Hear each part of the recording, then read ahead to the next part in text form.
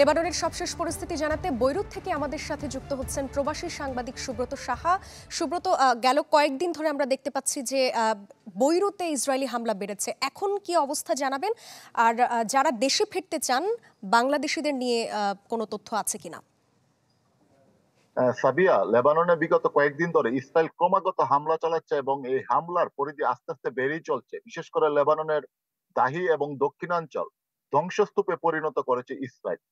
যার কারণে স্থানীয় প্রবাসী বাংলাদেশি সহ স্থানীয় নাগরিকরা কিন্তু অনেকটা আতঙ্কিত। তবে এই মুহূর্তে ওই অঞ্চলে কোনো বাংলাদেশি নাই বললেই চলে। এখন পর্যন্ত একজন বাংলাদেশি নিহত হয়েছে বলে আমরা জানতে পেরেছি।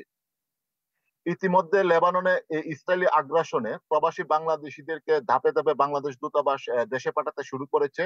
যদিও প্রথমত নিয়মিত প্রবাসীদের দিয়ে শুরু করলো, কিন্তু এখন যারা অনিয়মিত আছে, যাদের বিভিন্ন ধরনের ডকুমেন্ট নাই, তাদেরকে কিন্তু এদেশের জেনারেল সিকিউরিটির সহায়তায় বাংলাদেশ দূতাবাস তাদেরকে পরবর্তী ধাপে বাংলাদেশে পাঠাবে বলে আমরা আশা করছি এবং অল্প কয়েকদিনের মধ্যেই খুব সম্ভবত তাদের ফ্লাইট হবে। তবে এখন পর্যন্ত বাংলাদেশ দূতাবাসের সহায়তায় ৬১৬ জন বাংলাদেশি দেশে যেতে সক্ষম হয়েছে।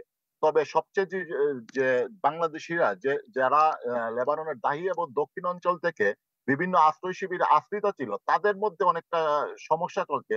যেহেতু তাদের এখন কাজকর্মে নেই বা তাদের হাতের যে টাকা পয়সা ছিল সেটা অনেকটা ফুরিয়ে এসেছে, সেই কারণে কিন্তু এ সকল প্রবাসীরা আছে সবচেয়ে ভোগান্তিতে। তাছাড়া লেবাননের যে উত্তর প্রান্তে যে সকল বাংলাদেশিরা আছে তারা স্বাভাবিক থাকলেও সবচেয়ে বেশি ক্ষতিগ্রস্ত আছে লেবাননের দাহি এবং দক্ষিণাঞ্চলের থেকে যেসব বাংলাদেশিরা বৈরুতে অবস্থান করছে।